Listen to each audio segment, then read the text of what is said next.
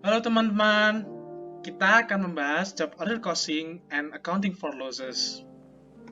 Langsung saja kita ke subtopik yang akan dibahas. Ada 6 subtopik yang akan dibahas kali ini. Nah, kita bisa lihat ya teman-teman subtopik yang akan dibahas. Mari kita lanjut ke subtopik yang pertama. Nah, apa itu job order costing? Job order costing adalah salah satu sistem metode pengakumulasian biaya secara langsung pada setiap unit, produk, ataupun batch. Nah, metode ini tidak digunakan hanya untuk manufaktur, tapi juga di bidang jasa. Masih bingung? Nah, mari kita bahas satu-satu karakteristik dari perusahaan yang menggunakan job order costing. Nah, karakteristik perusahaan yang menggunakan job order costing itu yang pertama berdasarkan pesanan pelanggan atau beroperasi berdasarkan pesanan pelanggan. Kalau misalnya secara ekstrim nih, perusahaan tersebut tidak ada pesanan yang masuk, ya udah mereka tidak beroperasi begitu. Nah, karakteristik yang kedua adalah setiap pesanan memiliki spesifikasi yang berbeda. Nah, pesanan ini akan mengeluarkan output atau produk yang berbeda-beda. Output yang berbeda itu menggunakan bahan, material, atau keahlian yang berbeda untuk membuat produk itu. Kita kasih contoh deh, misal untuk membuat telepon sama membuat TV, padahal mereknya sama-sama Samsung. Jelas beda kan bahannya? Nah, seperti itu teman-teman. Lalu yang ketiga, pengakumulasiannya secara langsung. Pengakumulasian secara langsung ini yang dimaksud adalah tidak dibebankan pada setiap departemen atau divisi-divisi yang membuat produk tersebut, namun langsung dibebankan pada produk itu. Nah, yang keempat adalah pelaporan menggunakan job order cost sheet. Nah, ini contoh bidang kerja yang menggunakan job order costing ya teman-teman. Ada firma hukum, ada movie studios, ada accounting business, ada perusahaan retail, pelayanan kesehatan, sama jasa konstruksi atau perusahaan konstruksi. Nah, kita kasih contoh deh, kenapa perusahaan ini menggunakan job order costing. Contoh nih, pelayanan kesehatan. Andaikan kamu sebagai dokter, untuk mengobati pasien yang patah tulang dengan pasien yang tipes, jelas beda kan obatnya? Jelas beda nanti ruangannya yang digunakan. Tentu nggak bisa dong tipes sama patah tulang dijadiin satu nanti. Nah, kayak gitu. Pesanannya kan berbeda, penyakitnya berbeda, begitu guys. Lanjut ya. Nah, ini adalah job order cost sheet. Apa sih isi dari job order cost sheet ini? Mari kita bahas satu-satu. Yang pertama ada nama perusahaan. Yang kedua ada nomor pemesanan. Nomor pemesanan ini digunakan untuk membagi atau memisahkan pemesanan yang lain. Lalu ada nama pemesannya. Lalu ada berapa sih unit pemesanan yang dibuat atau dipesan.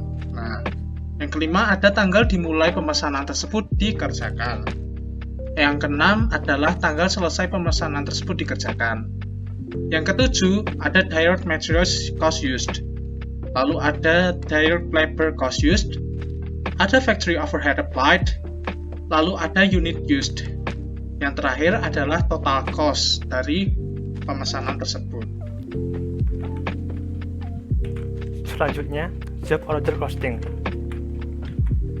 Akuntansi job order costing melibatkan 8 jurnal, yaitu pembelian bahan baku, penggunaan bahan baku, biaya FOH yang terjadi, upah buruh pabrik yang terjadi, pendistribusian biaya FOH, estimasi FOH yang dibebankan ke tiap pesanan, penyelesaian pesanan, penjualan produk atau penyerahan jasa.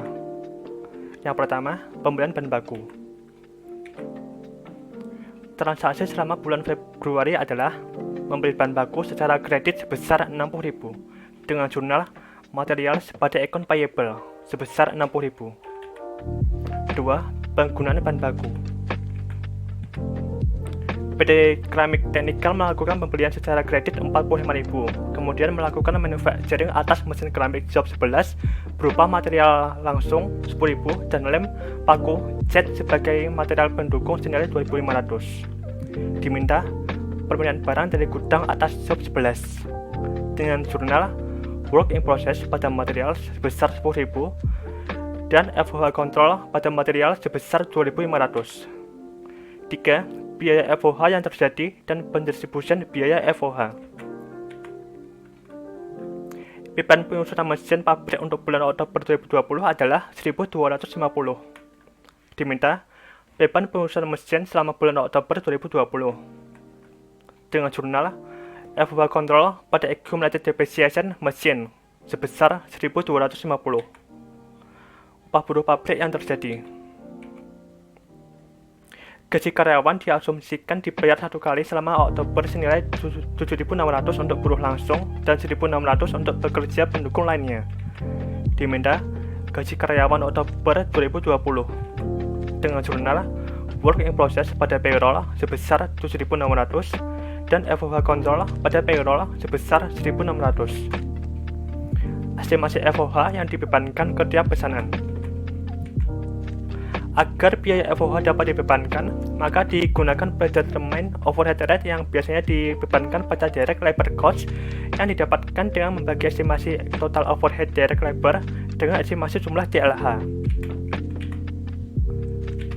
Contohnya sebagai berikut. 6. Penyelesaian pesanan. Pada 30 Oktober 2020, job 14 selesai dan biaya material 1.200, biaya buruh langsung 1.700, dan factory overhead applied sebesar 40% dari biaya buruh langsung. Diminta penyelesaian pekerjaan job 14 dengan jurnal work in process pada payroll dan material. Work in process sebesar 2.900, payroll sebesar 1.200, material sebesar 1.700. FOH kontrol pada applied FOH yang didapatkan dengan mengkalikan 40% dari 1.700 hingga didapatkan 680, dan finished goods pada work in process sebesar 3.580. 7. Penjualan produk atau penyerahan jasa. Pada 4 November 2020, job 14 tersebut dikirimkan ke Dixon dengan nilai penjualan 7.200. Diminta penjualan atas seluruh pesanan job 14 dengan jurnal cash pada sales revenue dengan sebesar 7.200 dan cost of goods sold pada finished good sebesar 3.580.